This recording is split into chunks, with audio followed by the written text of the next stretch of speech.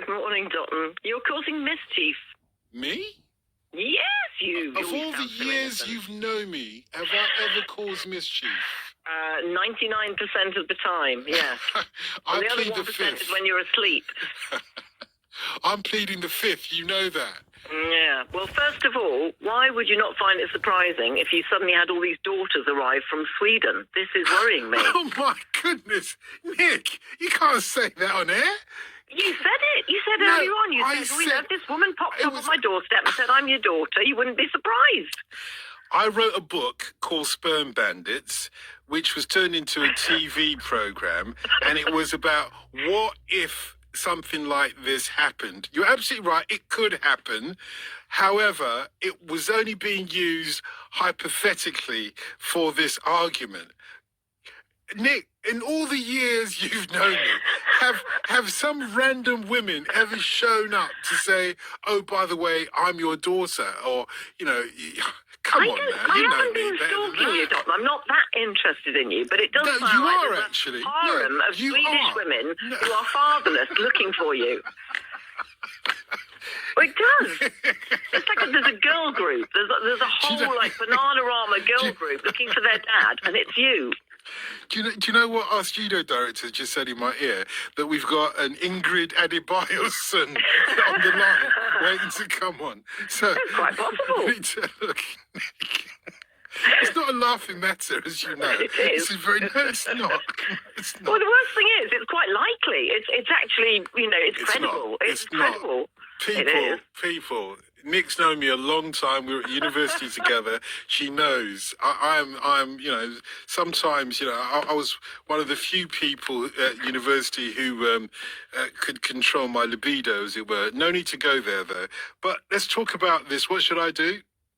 Look, I'm a stepdaughter, so my father got remarried, but I was about 30 when it happened, and I feel really uncomfortable because my stepmother has, over many years kept telling me that I'm going to get her engagement ring, which I feel horribly uncomfortable about. I don't like that idea at all. And yet I don't have the guts to tell her because I know she feels it's a nice thing to do, but I don't want it. But look, I agree with the last caller, but go further. Ask your stepson. Ask him. But more importantly, I think you come into this world on your own. You leave the world on your own. Excuse me. I think you should have your own will that is private to you, that is passionate to you, that has your sentimental thing in it. And if you decide you feel passionate about saving dogs or saving Rastafarians or saving Swedish women, whatever it might be, Come on. you put that in your will. I was with you until you said that last part. Is this... No, I feel it's a personal thing, your will. I do think it's personal. I wouldn't want a joint will, even if I had spent 20 years with somebody I loved. I personally think you put a nice surprise in it, maybe. But when you're going to pass away, you shouldn't be feeling that you owe anybody anything. You shouldn't feel like you're worried what other people think of you. But you do have... I've had several friends who have died interstate, as it were, and I know that causes a lot of grief as well, to be honest. So, no, you must write a will. You must write a will. You do have to dispose of your, whatever you have. But don't feel pressured by other people to make your decisions. But it's all about that, isn't it? It's a decision you've got to make. Who cares? You've gone. Yeah. Do what you want to do. But it causes so much anguish, is what I'm saying. It causes a lot of anguish. And it doesn't. If you write your own personal will, nobody needs to know. It's between you and the lawyer. Yeah. But eventually, the contents will be distributed and people sort out. You'll be gone by then. You'll be in a bar. I know, of course I will. Yeah. Me and Dave, he'll be paying. So this Chancellor, you're a financial expert. This Chancellor is he the right Chancellor to get us through this economic mess that the country's in because of the pandemic? Unfortunately, no. I haven't seen any empathy in him.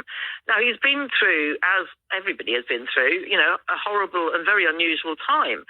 But, effectively, he's been giving money out like sweeties, and he's been given authority to give sweeties out, and he's going to become popular because of that. But he comes from a background where, he married into a millionaire family. He went to some amazing schools and colleges and universities, and I don't feel that he has a level of empathy. He's left 2.9 million people on the excluded list with nothing.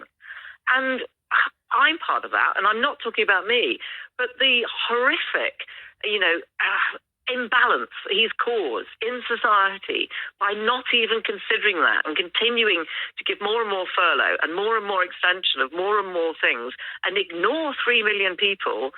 It's just not right. It's just not right. Nobody with any sense of morality could do that. And I feel very, very upset about it. Nic, thank you. Nic in Cheltenham there. Mark in Canary Wharf. Is Nic